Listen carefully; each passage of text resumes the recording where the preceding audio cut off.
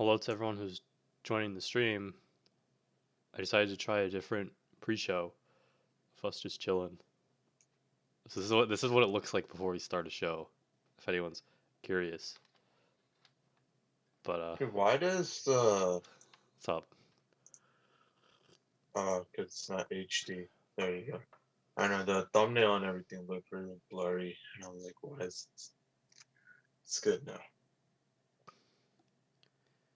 Yeah, we need Oh, we need someone to handle David's social media. sitting, coming in. Mute us for a bit. Okay, I'm muting. I have an idea. Let's record a shitty intro.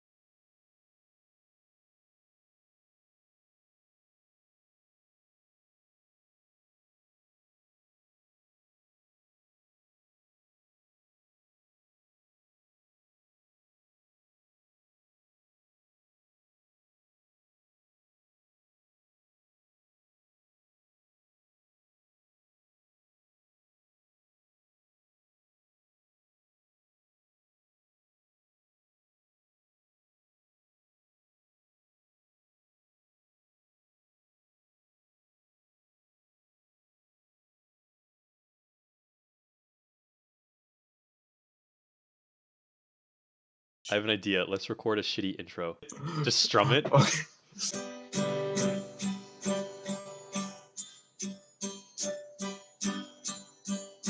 This is the Zach and Aakash show. I see that we Good morning. You're- Good morning, everyone. Welcome to a very special episode of the Zach and Aakash show with our first celebrity Yes. appearance, David Noble, director of the Worth Institute. celebrity. I like it. Celebrity. That's how we do it. That's how we do it. That's the way to my heart. I'm super. I hate suck ups. Like people that know me that say nice things about me. It totally sucks. I don't like it. But when I was in Japan, I had we had all these people that wanted to take random pictures with us that I'd never met before, and that celebrity. I like that level of celebrity. Hell yeah. Why? Why they want pictures of you? No idea. Good morning, guys. How you doing, man? Good. I'm awake. I got my coffee. Yeah. Everything. Yeah, Aakash looks rather put together for this show. Yeah, we woke up extra early today. Extra Yeah. early. Yeah, Extra this, early. this is the first time we're on 15 time minutes. for a guest. We were ready to go. Yeah, there's an added level of professionalism. That's I'm- right. I'm- there you go. When we crack 10 people, I want to know because I'm here for the record. That's it. 10 people, and then I'm out. I got And no you're time outie. for this. Yeah, All right, man. Let's see how you do. We're at 3 right now. 3. Let's 3. triple Oh, that. I'm at 5 on my stream. Well, 5 including you and me, Zach. Yeah. Oh, That's it. okay. We'll yeah. keep pushing it. We'll keep pushing it. Keep it I'll, going. Keep I'll, it I'll going. keep pushing it on social. No, so thanks guys for having me, man. This is cool. I'm course. glad. How'd you come up with the idea to do the show? Because we were bored as shit in quarantine. Yeah, I was Pretty bored, much. and I like started playing around with YouTube live stream, and then Akash calls me up. He was like, we just started having a conversation, and they were like, all right, let's do a podcast. So the next day we did a podcast, and it was a train wreck, but like slowly and slowly we got better and better at like figuring out podcasting, and so now we're just looking to up our quality. Yeah, so you're not quite there yet, huh? Yeah, But, we're getting there. MVP. You're working on it. Hey, I'm glad to be here early. So happy to talk about anything. I've listened to your show on occasion, so I know it can bounce around and be a bit randomized as well. So I'm willing to go into anything at all you wanna talk about. That's good. That's Sounds good. good to us. Well, let's start with quarantine, man. What have you been up to? Working. So Working? yeah, working just nonstop. I'm actually taking a vacation to work coming up. I got a vacation so I can do actual work because quarantine has been an endless loop of Zoom, Microsoft Teams, Google Meet, WebEx, everything, and there's just like it never stops. It starts like 8 in the morning, sometimes 7 in the morning, and it goes to 7 at night, and you just keep doing this over and over. And so I've decided I'm taking a vacation to actually do meaningful work, which means not be on Zoom and talk to people. So That's good. I've 2 months. So you guys were bored. We're going harder. Yeah. Gotcha. So what is work for you right now? What are you working on? So we're thinking everything we've done heretofore was a beta test, right? Everything we've done at the Worth Institute for the first 2.5 years was testing, learning, seeing what works, what doesn't work, and now I'm building out, I'm building out the products that are going to launch off of our, I look at it as a platform, right? So. We're really excited about, sort of the student venture fund that's coming down the pipeline. I think that's at the point where I can say 90% real, and that's going to be a real cool process, and you guys are, core to that, your experiences and that sort of stuff. we're looking at testing, going to pilot with a concept that we call VentureWorks, WERX, right? VentureWorks. Hmm. Um, and that's been really exciting. We wouldn't have made as much progress as we have in the last 2 months and be ready to pilot test that without the quarantine. And then we've also with networks, so you'll see a common theme there, right? The networks, WERX as well. That's the mentorship program, and that has launched. We're going through beta, and now we're starting to scale up the first portion of it, and we're already seeing awesome anecdotal evidence of impact. So just everything. It's too much, right? And you just keep building things and see what works and keep iterating. Very Sweet. cool. So how's it looking for the fall? You got any news on that? Is UConn planning on going? Where So you? yeah, I mean, I think So if I were a student, here's some of the things that I would be thinking about.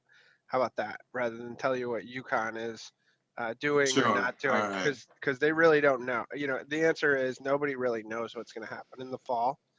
I think at this point it's safe to say we're coming back physically in the fall, but what that looks like is just nobody knows, and that's why I suspect the president wants to wait till June 30th to announce what the fall looks like, right?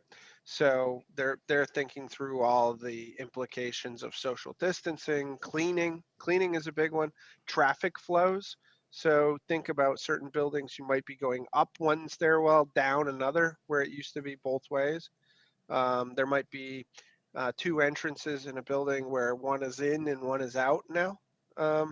Different things like that, right? And if you think about the scale of the university, that's a lot of stuff. Right. So, Yeah. so I think you can bank that we'll have some physical university in the fall. I don't think we'll be Zoom University, Connecticut.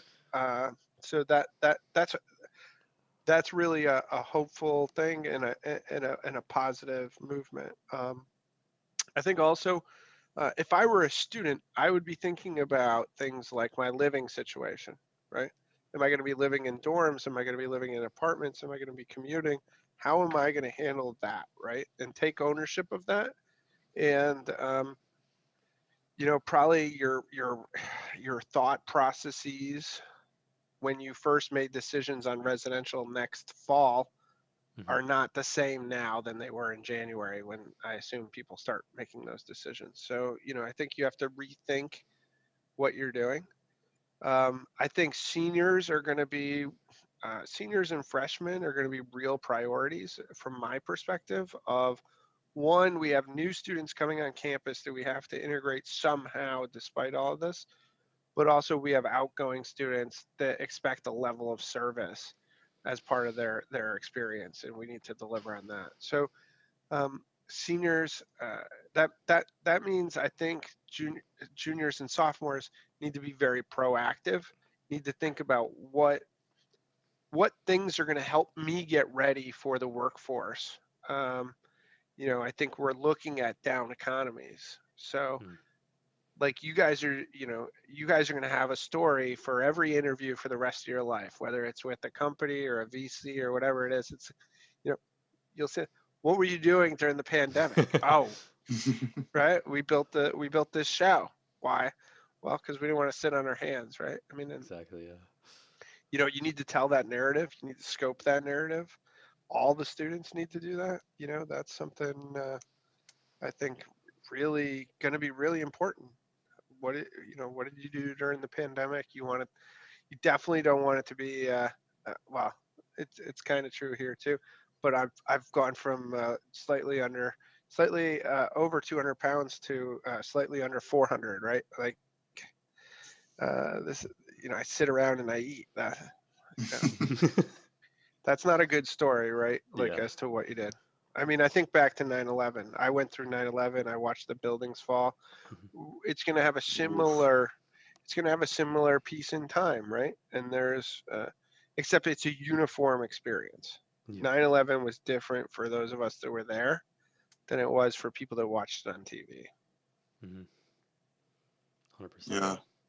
So where do you think this leaves us as students going into the workforce? Because for the past few years, it's looked somewhat easy and I don't say easy, but easy for students to get a job out of college. There was a lot of people hiring. I didn't really hear about too many people not having jobs out of college. Where do you think that leaves people today and tomorrow? Yeah, so my conversations with companies are, they'd always say, "Well, UConn students will get jobs or this or that." And I said, "Well, UConn students are virtually completely employed within 30 days of graduation, right?" Mm-hmm. And you know, when you say not easy, Akash, you mean it's not easy to get your dream job, right? It was never easy to get your dream job. You're still fighting no matter where you are. You're still fighting to get there, right? Like that's the hard part. Or your Sure, dream yeah. internship, right? And it's sort of, but you could have got an internship or a job way down the line easily, right? So it is easy. You're right. There was that. You always had that fallback, right? Where now you could be a candidate at top tech firms, and if you don't get into one of those, ones that you're chasing after, you may not get it in anywhere, right? You might have to go find something that's way below that, because there's only so many openings. Um, I don't think that's gonna. So we think software development, digital marketing, digital analytics, that sort of stuff. That's still going to be hot. That's more hot. It's more hot. I think. Um, All that you know, remote. Yeah. well, all that remote, but I mean, just like the so from my perspective, what is the pandemic as an innovation entrepreneurship person? It's an accelerant to digital, right? We talk about digitization, we talk about these things, but e-commerce was only like 8% digital. E-commerce was only 8% of retail before the pandemic. It was already bankrupting Macy's. It was already bankrupting Neiman's. What is it afterward, right?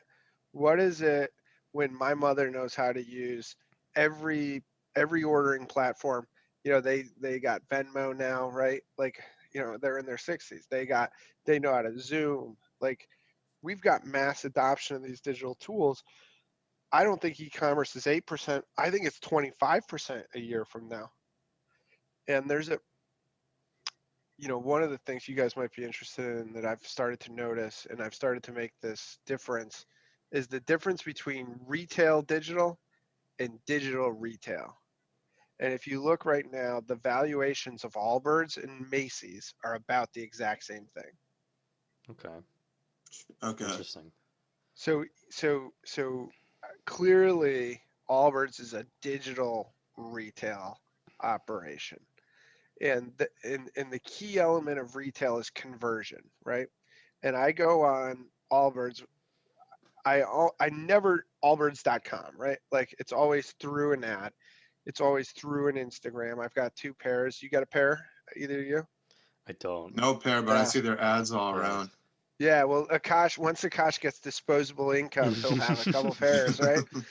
Like that's the big piece. They're $95 to $125 sneakers. They're great sneakers, but the shopping experience is click on the Instagram ad, click on the Snapchat ad. You're in, and you get sold a product right to you. Macy's, the way they run it is, one, they want you to come to Macy's.com. It's like a store, right? They want you to come to Macy's.com, and then you don't even see a product on their page that they're trying to sell you. You got to like click and click. Don't navigate. They Yeah. totally don't understand anything about retail on the e-commerce platform. Whereas companies like Allbirds, you look at some of the food delivery type products, right? Like, we're gonna get like really great companies coming from e-commerce, I think, after this too, because we're gonna have learned a lot, and the market size is gonna just fly up. So is it a good time to get in then to e-commerce? I mean, if you know something other people don't know, right? I mean, um, it, e-commerce is nice in my opinion to get in, especially one, you could do it as a student. It's as easy as podcasting, right? Yeah. Like you're going to screw up a little bit on first, you're going to bump against walls, you're going to test this, and then all of a sudden you're going to find your fit and you're going to understand how all your platforms work and interact together and how you drive that message. And in fact, it really should be combined with like media. Look at a Barstool Sports, like they're doing such great stuff. And the pandemic hit them on gambling, like right, just kneecap them, and they Mm. immediately kept going forward, right? Like and just grabbed a hold of the pandemic and created all sorts of content around it and keep selling, selling, selling. So yeah, I think it's a good. Yeah, I guess that's a long way of saying yeah. I think it is. It's a good place to explore. The costs of exploring are super cheap, right? Yeah. I mean, you know, we were just talking in the pre-show about a $200 camera, right? And it's like you don't need the $200 camera to start, but once you start monetizing, the $200 camera really comes in, right? And then Hmm. you can keep adding and investing in that. So you're able to get up and running for virtually nothing, and in e-commerce is similar. So I mean, yeah, I think if you can find the right product or product mix and the digital space, then you're gonna be able to fly. Yep. Whole new wave of drop shippers coming in. Yeah. Yeah, I think yeah, the drop shippers is like the first wave in, right? Like that's where you learn, right? Like it's like the sandbox. And then I think once you're in there and you start to learn how to sell stuff, you can turn to different products. And Allbirds, obviously does that, right? I mean, so and they're a great example. There's other examples too. I mean, you got Bombas socks, right? Like Hmm. I love that model. The CEO is married to a UConn alum as well. So Really? yeah, oh yeah. So our house supports Bombas socks. It has since before we I knew gotta look that, them up but now. yeah, but now we're all in. So a couple things they do that's cool, right? They have the buy one give one business model, right? Hmm. Pair, buy a pair of socks, they give a pair of socks to homeless people. Um, you know, they're expensive, they're branded, um, they're nice, they're people talk about them, they're a good gift. Like you hate to give socks, but Socks a good gift though. I respect that. right, I use everybody them all the time. uses them, Yeah. right? And so It's like uh, as a child, you hate getting socks. I love The getting older socks you now. get, the more you like them. the more yeah, people get mad at me. What do you want? My wife, she might be listening, hopefully. What do you want? I want socks, right? Christmas, I want socks. So yeah, no, I mean, because you hate to go buy them yourself, right? And so probably the only thing worse than getting them as a gift is buying them yourself, right? So no, what do you think? I mean, what do you think about e-commerce, beyond drop shipping? No, yeah, I Beyond agree drop. that it's powerful using social media to sell a product. Because like anyone can compete with the bigger companies like Macy's and companies like that just with their phone, which is cool. How do you expand on that? You know what I mean? Like how we've seen the first. I think we saw the first wave of e-commerce. Then we saw the drop shippers, and now we're starting to see the unicorns. I think a Peloton is sort of an e-commerce company too, right? Hmm. Um, and they're getting bigger. But what's the next play? What's the next wave? One thing I want to talk to you about was a lot of people, because of Corona and everything makes that digital push, they're instantly like, oh, cryptocurrency, cryptocurrency, cryptocurrency. I'm like, okay, but why crypto? What are your thoughts on that? Because from whatever I've seen in the space, I've seen that maybe Corona could push and make the way for crypto, but it doesn't really feel like it's a necessity at this point. Money, a lot of the way we're spending money, it's already digital. So, I mean, I think, yeah. So two thoughts on that generally, right? The first is Corona is going to move forward contactless payments in a major way. Um, giving someone your credit card and having them hand it back to you. Although, I think I'm content at this point to go back into the world. Like the curve has been flattened. That's why we did this, right? Not cure the disease. And I'm pretty content to start going back slowly and testing it. But I think the days where we just hand a credit card to someone and get it back are done. I think, the technology they have in Europe where you could, basically wave the credit card over the machine, the phone, Apple Pay, Google Yeah. Pay. I was in Singapore and didn't have my credit card, and that like Google Pay saved my life, right? I visioned myself getting caned in the street. So I think more than just sort of what exists now. I think we're going to see continued and accelerated evolution of payment structures. Sure. The payment rails themselves, the way the technology flows, does it have to be crypto? Absolutely not. Does the trend accelerate towards crypto? Yeah, I think that's my gut. There's a number of reasons why, but yeah, I think so. Um, the end of cash, right? Hmm. Physical cash is on. We're at the point where that's coming, and physical cash will lead to a desire to use something that isn't tracked, the way that Venmo is, or the way that PayPal is, or any sort of you still have a base set of transactions that you don't want people watching you, right? So there's that. That's always going to be a home for crypto, is replacing cash payments. Why?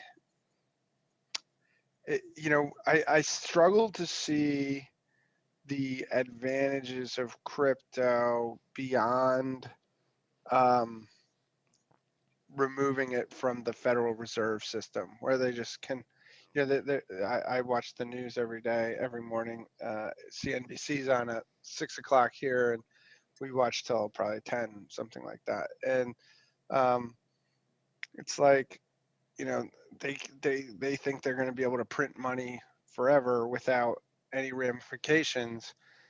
Economics still apply at some point, right? I mean, Hmm. economics still come back, and we're going to have to pay the price for printing 3, 4, 5, $10 trillion to get through this. Um, that's going to possibly drive the value of crypto up. When crypto's value goes up, adoption goes up. Um, Certainly, in my opinion, the next bull run, there's a lot more and better products to use crypto than there were last time. So Okay, gotcha.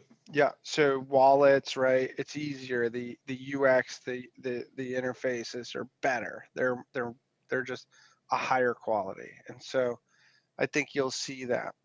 I think we're getting a better understanding of where blockchain fits into the overall tech stack as well. And I don't know that this really has an impact up or down on that. Um, and then I think there's so my answer is maybe, Maybe. right? Okay. Digital Yeah. payments are accelerating, so that's a good trend. The government is printing way more money than it that probably is wise for governments to print, or developing processes. Maybe it's okay to print it now, but you continually lower the bar to do that again. And so the government trends are good for crypto. Um, there's elements of the Chinese interaction in the crypto markets that I'm kind of watching and thinking that's a negative, right? So there's so the Chinese American situation right now, I think, is a negative for crypto. and a strong negative, because the Chinese are very involved in crypto because they have such strict currency controls on the renminbi, and so our fight with them will likely have a negative impact. Um, there's reason to believe the Chinese want to keep the price of Bitcoin down, the Chinese government, and so because for reasons of their own monetary supply, they want to keep it down, so that and it's a really small market, so so any player can manipulate it. Um, so there's some tailwinds. I think there's some strong headwinds, is my opinion. Um, why do you need it? You may not, right? I think that's the um, I think that's the end of the sort of. I think people that say they know the answer are lying. Right? There's no one thing that makes cryptocurrency valuable or adoptable, or it's the entirety of the ecosystem, right? Saying I want to move from the dollar to the Bitcoin. That's my opinion. Yeah. Yeah. Again, I don't see it moving forward unless we get some sort of mass adoption. And I think at the point it is right now, that's going to be hard to get. Until people are viewing Bitcoin as Bitcoin rather than Bitcoin is X amount of dollars, it's going to be hard to get to that point. Yeah, that's a great point. I mean, and I've kind of I believe that's always been something I've said, is that when we start thinking about things and how much Bitcoin is that, right? When we look at a price, like how much Bitcoin is that going to cost me? And some of us have to think that way, right? Like, because you're like, oh, how much? Like that's where we have considerable stakes. So, yeah, I think you're dead right. It's way closer to that, right? And if there are very strong, we haven't felt the very strong economic effects of near 20% unemployment yet, because we're all locked in the house, right? But what if a year from now, Akash, this is the scenario, is a year from now we've printed $10 trillion and it's had no impact, right? That I think that then you can say, okay, there's a stronger tailwind for adoption of Bitcoin. Yeah. Right? If it costs you $10 for eggs and you're making 20% less than you were making before, but a dozen egg, you're going to think, oh, Bitcoin's a better tool than the US dollar. And currency tends to have one hegemonic power, right? Like it's not, it's like there's a ton of currencies, and there's usually one base reserve currency. And it's been the US dollar since World War II. So let's see what chat's been up to. Kyle says hi. What's up, Kyle Collins? What's up, Kyle? Brian Schwartz says hi. Hey, Brian. Kyle says we hit the use record. BlockFi. Almost. We're at 9. We need mine 2 says more 12. to break it. Oh, well, 12. we got 13 at one point. So we hit it. Oh, so I think we hit it. broke All right, well, it. I got better things to do, guys. Thanks a lot for Leaves. this. No. Out. No, I think that's, there's a strong network. I think you're broadcasting a point of, there's a strong network of Yukon people, and we've only begun to scratch the surface of how to tap into them, right? And can you imagine a rollout of Late Night with Zach and Akash in September that's done professionally, and Yukon's supporting you, right? Like, by that it means telling the world, through Worth Institute, through engineering, they already have assets, right? I'd like to say the Feel Good Lab, they're in tests right now with Target, and they're in tests with CVS. if you have any pain, you should be out getting your cream from through those things, supporting this UConn startup, right? They're not students, but they're our family, Hmm. and they give back left and right, right? So you have a business and an engineering student from UConn in there, and like we need to activate those things. We need to support what we're doing, through what you're, learning. This is learning, right? Everything you do, the world is now a lifelong adventure. Like, one of the goals through networks is so that, and I've already said to Akash, he has to mentor a student, right, as soon as he starts work. And it's like, so with Akash, it's a little easier. You can just be like, you have to do it. You have no choice, right? But Now I'm trapped now. No yeah, escape. there's no escaping. But we don't want you to escape. And that has not always been the way UConn has worked, right? It's sort of like you go to school, you have fun. Everybody has great things to say about their experience at UConn, and then they're like, yeah, and I haven't talked to them or been back to campus in 13 years, right? And that culture, we need to think about it differently and build it out differently post pandemic. Um, at the Worth Institute, we've considered, that's most of what we've really, think about is how do we engage our alumni, our startups, our greater family in the students' lives. How do we get, how do we get students to think about UConn as more than stores and some faculty, right? And I always think, like, if people think I'm the Worth Institute, like, we failed miserably. It needs to be you guys at the Worth Institute, right? Like, you guys, and Liz Colucci, and that's a good point, right? Like, I'm getting more calls now than ever about, hey, this is a new situation. What should I do? Well, I can't tell you what to do, but I can introduce you to two people that have been in probably some similar situation that you can talk to, right? So networks isn't only about connecting students to alumni, it's about connecting alumni to alumni. Mm. Right? And Gotcha. and that's why it's about networks and not just about mentorship, right? It's more than that. And I'm getting that question now from students a year or 2 years out of, this is, the whole world's changed, and what do you do? I That's a big one. Student entrepreneurship is exciting. Like, it's a great place to live and work, but it rarely works out. Yeah.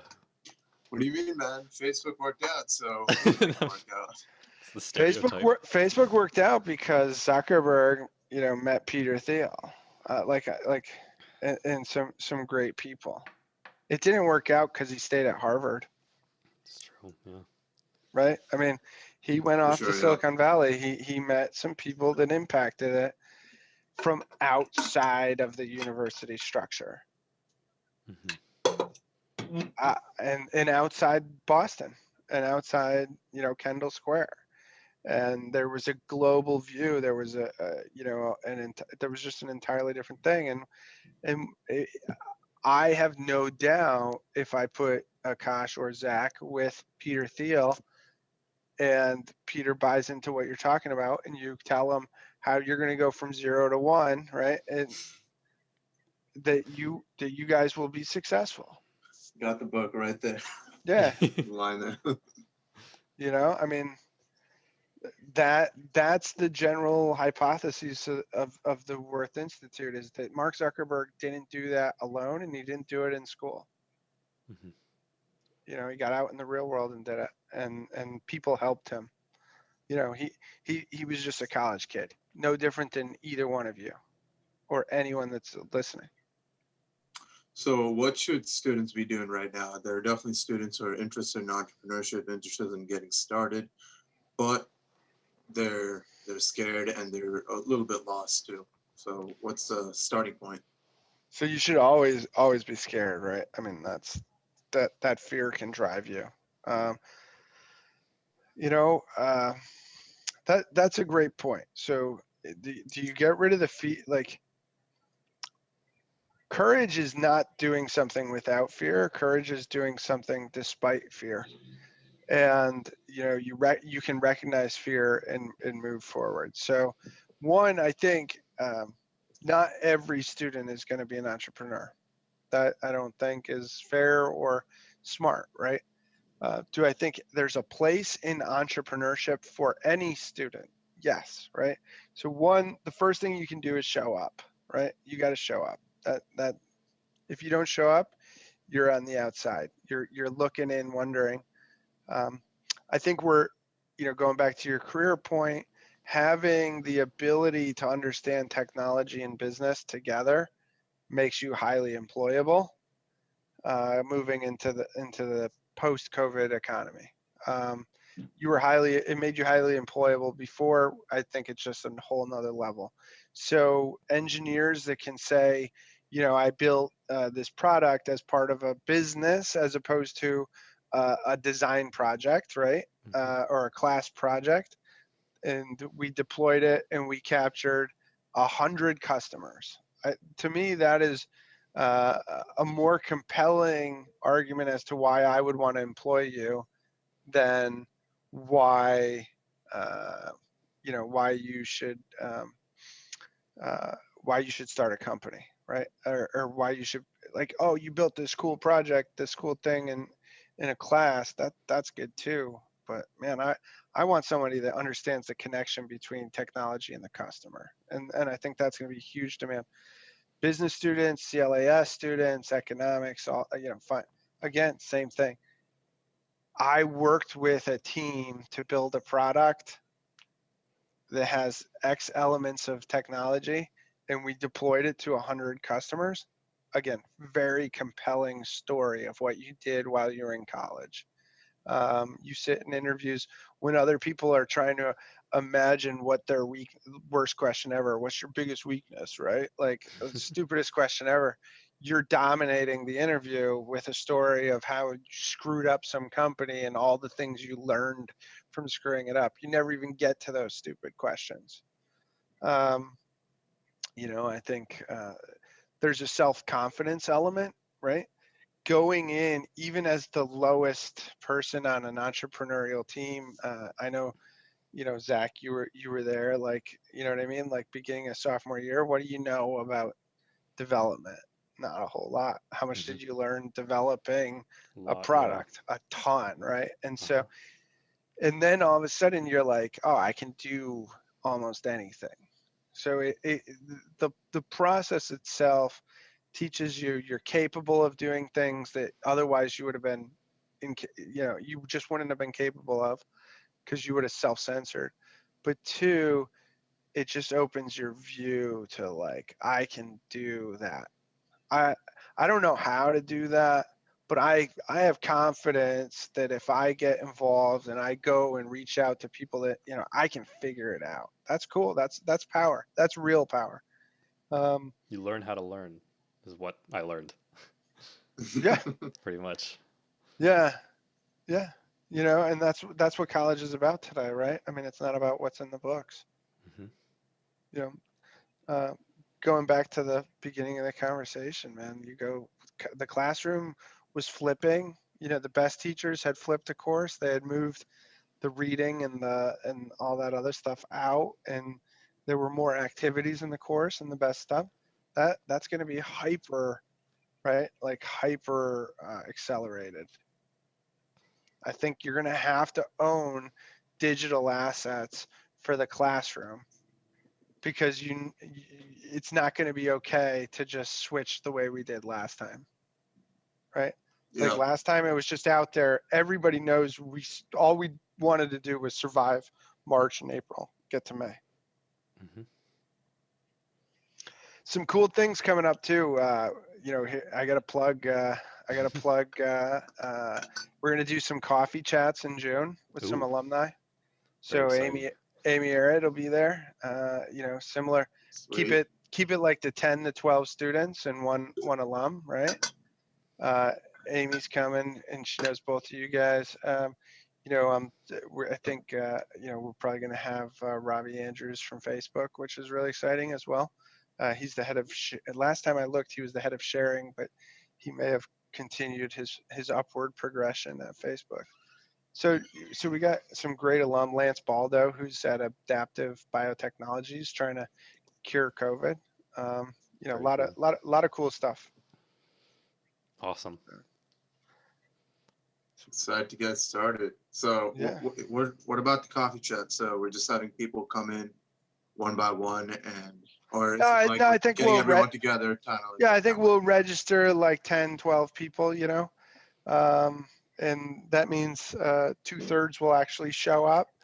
And you know, you get eight, you know, I'm thinking 8 to 10 people probably in a lot like our trip to California last year, right? Our trip was canceled Gotcha. this year. Hmm.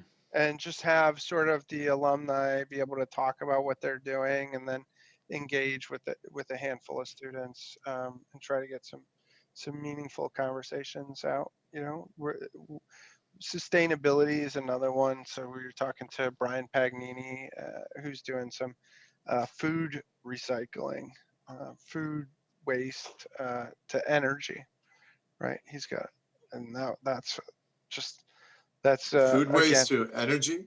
That's really food cool. waste to electricity. Yeah. Oh And wow. so we're starting to see governments as well. In Europe, you have to do this: separate your food from your trash and put a separate bin out. Right. And I think that's going to be the future very shortly here in Connecticut and New York and California and some of those places. Maybe not in California Florida. already has their compost bin. Okay. They got part of that going on over there. Yeah. Is it required yet? I'm not sure, but they always have it in any place you go, so it feels like it's required. So I do it anyway. Do you have to do it at your house? Oh yeah. You do. You do. Yeah, Okay. yeah, So yeah. yeah, it must be required. So I think that's sort of the future with food waste, right? I mean, it's too valuable. It takes up too much energy and carbon to make and get to you, to just be throwing it into the landfill. And when you look at the numbers, it's huge.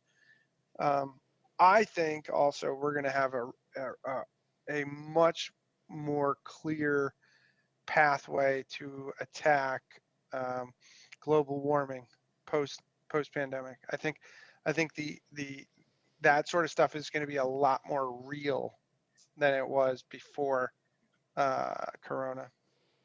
Yeah, what's new on that? Because I know I've been hearing numbers are going down. Of course, we're not flying, we're Yeah, not driving, we're we're not not, you doing. know. Yeah, So I so mean, yeah, like 90, I can see 95 out my window. So Wow. not the window you see, but the one in front of me. So I'm completely surrounded by windows. I can see 95. I've never imagined that cars could drive that fast through Stanford, right? Like it wasn't like, what are they doing? They're going 40 miles per hour. It's like it's supposed to be like, you know, every 3 feet. I've heard the same thing is out in Silicon Valley, right? Like you can actually, if you wanted to, really, yeah, you could drive from like San Francisco to San Jose at like 9 o'clock. Like, so yeah, you know, I glow. I think global warming is going to be I think we're going to have very real data from a 2 month lockdown that shows how much of this is man-made and how much of it is recoverable.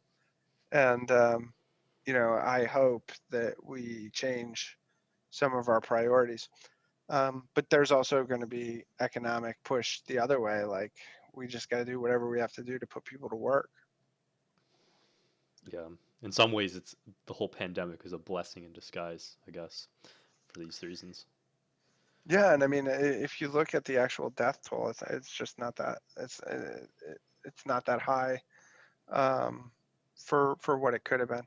Mhm. Now, you know, there's going to be one of the things I worry about is rewriting the history of this, right?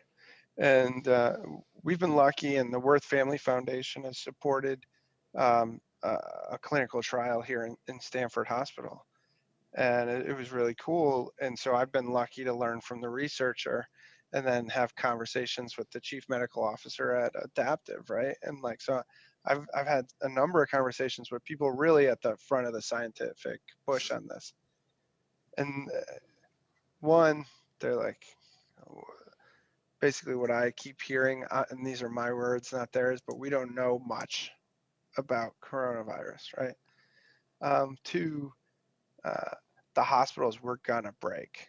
Like Stanford was at 4 ICUs in Stanford Hospital in full, and they were turning people away at the door. And so Jesus. they were gonna break, and we didn't break. We found a way to work together on the hospital side.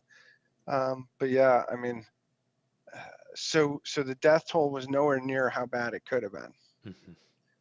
And if we look at it overall total, there's a lower death toll. And so now we'll have to watch the next year or two. But yeah, I think yeah, I agree. It's a bit of a blessing in disguise in that we know to go build ventilators, right?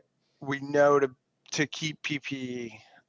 Talking with the Stanley Techstars people all the time, saying like, hey, maybe there needs to be hospital disaster plans that include 3D printers in every hospital, right?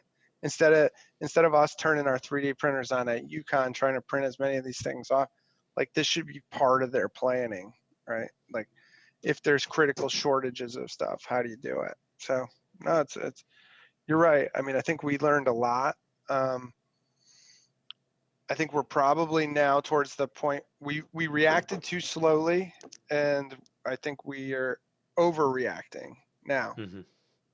right? Like we should have acted faster. We should have rolled something out March 1st and said we're going to lock down for the month of March. And if we would have reacted faster, the impact would have been for a shorter time. That's so we've learned a lot about it, and the cost at the end of the day in human terms is probably less than it could have been, and that's good. But the costs in economic terms are going to be, we're just starting to figure those out. So Be interesting to see where the world goes in the next year or two. yeah, Yeah, man, I think it's gonna be different, a lot It's different going to be than very different. it's gonna push us much farther. Because yeah, going back to the blessing in disguise thing, right? We always get into these periods of comfort where things are expanding and things are growing, which is great. But when something like Corona or something else big comes around, it always pushes us much faster towards a newer direction. Which it's kind of shitty that we need something like that to push that level of innovation, but it gets the job done. Very disruptive, yeah. yeah, and it's going to have social innovation impacts too, right? Like it's going to be more than just like we invented the internet and now we're starting to figure out how it works, right? Like that was a big push, but this is going to have social. Like I think I'm going to be really excited to see my friends, right? Like I'm going to like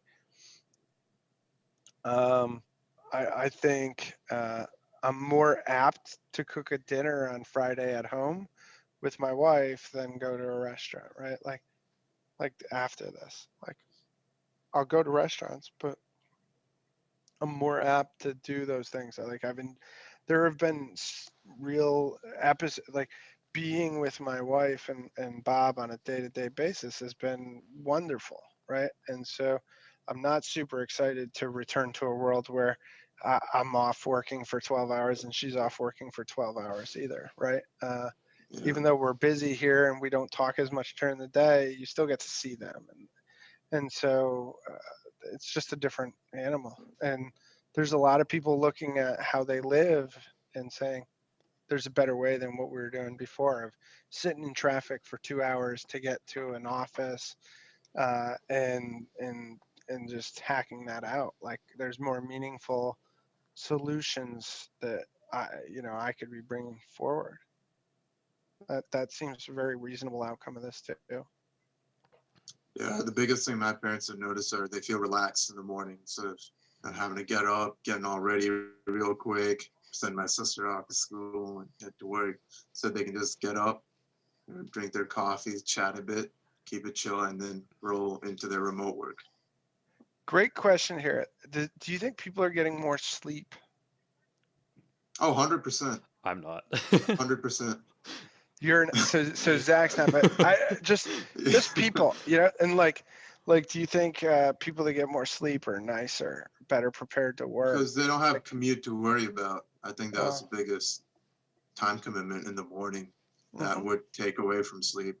And also, well, maybe with children at home, depending on the ages of the children, that might take an impact too. But if you don't have to, schools start way too early, in my opinion, and that also takes a hit on your sleep. But now there's no getting your child ready for school to send them on the bus either. Yep. Um, So yeah, so there's a recapture of some time, and people are probably going to look at like giving all that time back, not very favorably.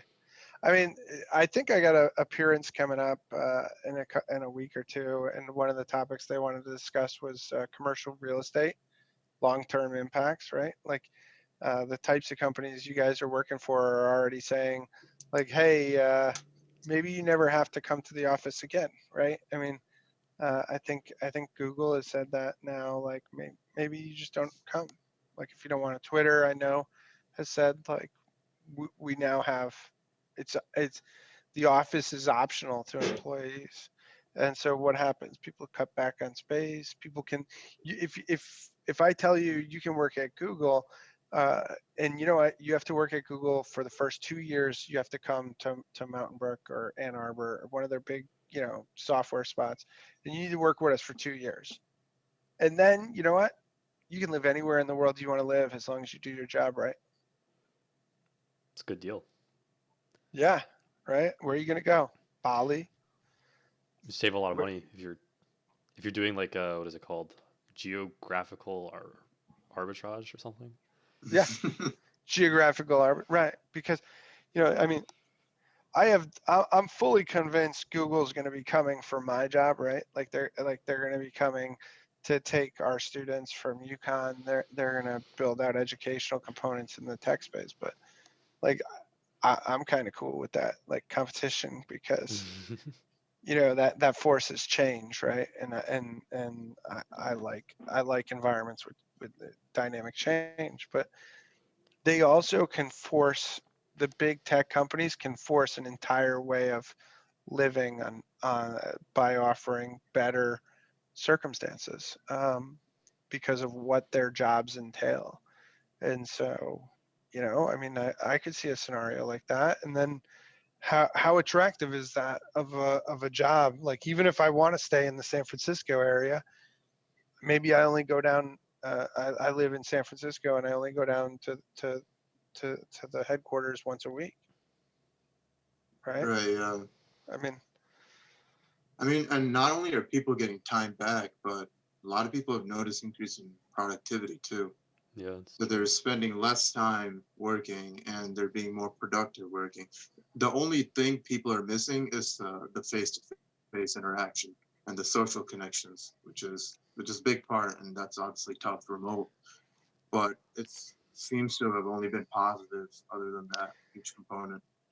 it feels like that the social interaction is going to come back before the work interaction,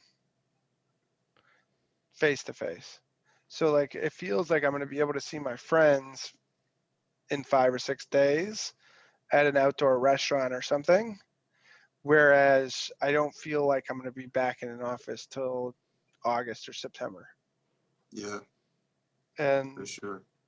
so we'll actually see how that, we'll have a live experiment in June and July, and that might be a good point to come back and chat through it again, right? It's like what happened in June, like this, we see it.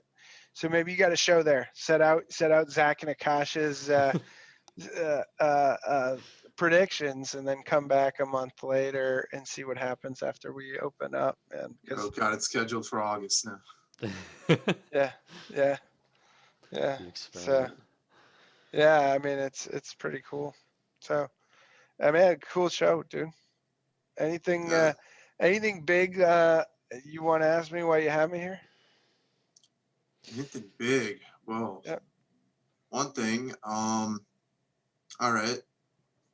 From what we've been talking about so far, from the shows you heard, any bullshit you can call us out Oh on. God. Only because we try to preach whatever we learn, but obviously we're learning right now, so We I'm can be sure a wrong. lot of what we're saying could be wrong. So we want to keep it as authentic as possible. So No, I mean, I think there'll come a point where you decide that like, you get a background, right? Or like you start to make investments in it as you learn. But like we've talked about before, build the infrastructure now, build it while you got time. Um, you can turn a gag show or like, hey, we're bored, let's stream, right, into something real. And mhm. I think so going all the way back to our talk about e-commerce, I think having an audience is going to be the most important economic thing you can own in 20 years from now. And so I would use this as a way to build that audience.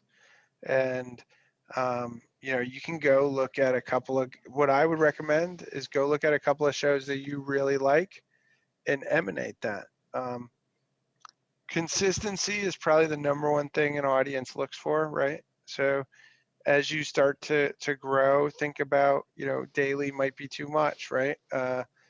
What are you going to be able to do? Maybe it's 3 times a week. Should you record first? Should you be live? Should you have once a week live with 2 recordings? Like, play with those conceptualizations, because finding a sustainable, consistent thing, that's what you want to do. And you're doing it right. You're just toying around, playing. But what you need to continually do, so the thing I would say is, don't be comfortable, you know, uh, continually tinker with your formula, because if you do get it right, then you have a really big asset. And you should treat it like that, because why not? The roast me guy said to me one time, what do I have better to do than build a company? Like what is a better use of my time? So like for you, it's like, what do I mean, what's better for you than building an audience, whether it's through streaming or podcast or blog or an email list, right? Right. um, and just continually improve. And uh, one of the things I would think from if I were your boss here, right? I'd be like, all right, what do you want to accomplish this month, and what do you want to accomplish next month with this platform? Like, and Gotcha. what are the 2 things you want to improve this week? Build it like you guys are engineers, man. Gantt chart it out. Like, here's the 2 things we want to improve. Here's the 2 things. Here's the 2 things. And if you think about it like that, and the same as the development of software, this thing could be really powerful. We'll keep supporting you. You got Schwartz now. Listen, you got Schwartz in. You got to Hell get yeah. him on the. Got to get him on the show. And now you got experiential engineering, right? So, oh, it's cool. Yeah. One more question on that. Our buddy here brings up an interesting point. He's like, you should focus on one topic as well. Zach and I have discussed that a lot. We have. A lot of people tell you to niche down, go small, but there's also a certain subset of people telling you to add all parts of your personality and kind of make your personality and whatever you're interested in your niche, which is what we were kind of trying to do, which is why you might see a bunch of random seeming topics. Like one episode, we literally talk about hair for an hour. That was a good So one. So what do you think? So I think you could bifurcate, right? I think he's right. That's how you develop an audience. You develop a core audience, um, and you have a topic. But maybe that core audience, you deliver them a product on Fridays, and maybe Mondays for you. You know what I mean? Where it's like just Gotcha. where it's way more freestyle. Um, I've taken a lot of time to try to understand the space. Early stages, develop an audience. The more niche you are, the better. But there's also the question of, are you building the podcast for you, or are you building it for an audience, right? And if it doesn't have to be total. It could be 75% of this is for me and 25% I want an audience. So at some point you have to adopt some things that allow you to build audience, right? And some sort of niche or recurring type thing makes sense. It may be 75% for an audience, so you got to adopt more of those type things, right? And then, and that's up to you guys as the creator and the creatives behind this, right? And then you'll start to build around it. But the more clearly you know what you want to build, the easier it will be. And that's for sure. Those decisions, the when I talk about vision, about what's the vision of your company and why, it doesn't really matter as a student team what the vision is. It's just that you have a vision, and that allows you to make the decisions. It's a guidepost to decision making. So if hey, we want to learn this during this run, and we want to test all these different things out, that's good. And then we're going to launch in let's say September 1, we're going to launch like the more professional version of this, like the thing that we think creates an audience. That might work. Or it may be, this is what it is because this authenticism is what we think will create an audience. Then you need to think about how you market it out and how you tell the story of Zach and Aakash, right? So it's two different, no right answer. But niching is easier to find the audience because you know where to go to find them. Gotcha. Yeah. And they know what they're going to get, like Yeah. McDonald's, right? McDonald's, you know what you're going to get. I'm going to get an Egg McMuffin. It's going to be delicious every time, no matter which McDonald's we go to. 20-piece McNuggets always. Hell yeah. Oh, Honey go mustard. to. No, they got like a metallic aftertaste to That's the the best nugget. part. Yeah, that to me, now, Egg McMuffin, when they went to breakfast all day, it was the greatest thing. And I hope they return to it when we get back. I once, I don't know if I ever mentioned this to you guys, but I once tried like an all egg McMuffin diet because they got to put the calories up on the board, and like I had very few calories, like 1,200 calories a day of egg McMuffin, and my weight went like hockey stick upward. Wow. So don't try the egg McMuffin diet. Whatever the number is up on that board is a lie, but it is. But yeah, I mean, Oh man. yeah, you'll. The other thing is having guests. Even like the reason we broke it is because you did the little graphic for the guest, right? And I pushed it out to, I think 3,000 people saw that graphic yesterday, and a handful of people commented on it. And so, if you want to keep it random, have guests, and you have a better network than you can imagine. And I'll come spend an hour talking to you, right? So utilize their network for the social marketing, right? Utilize if someone's got 2,000 Instagram followers, make sure they got something for their Instagram, and tell them, I want you on the show, but I want you to push it on your Instagram, and you get there. For sure, man. Well, David, always a pleasure talking to you, man. Thanks for No joining problem. us. Very, Anything very else good you want to show. plug? Stay classy, guys. That's Keep right. it up. Stay classy. You Keep it heard up. from Dave. Keep building. Keep building. Keep building. Well, Cool. I'm gonna stuff. leave. Do I just press leave? Is that how I get out of here? yeah, you could do that, man. We could wrap it up. Here, why don't we end the show and we'll talk for like a couple seconds after, and then we'll. Okay. we'll Perfect. All right. Well, in that case, Sunday, we got season 3 coming up. So this is all season 2. You saw a little bit of the rebrand. So Sunday, we got season 3. We're going to change it up a little bit, let you guys know more about that on Sunday. And as you all know, we're always live Sunday through Friday at 9 a.m. You can find us here on YouTube at Zach and Aakash Show, or if you can't make it live, then find us. Oh, Zach, you got to point up now. Oh yeah, I gotta You point out yeah. because I'm here. Yeah, It's yeah, right there. Yeah, but we got Spotify, Google Podcasts, Apple Podcasts, and a bunch of other random podcasts. So check us out there at the Zach and Aakash Show. And if you want to reach out to us on the Instagram at the Zach and Aakash Show, we'll talk to you there. With that said, as always, guys, thank you for tuning in, and we will catch you on Sunday for season 3. Yeah.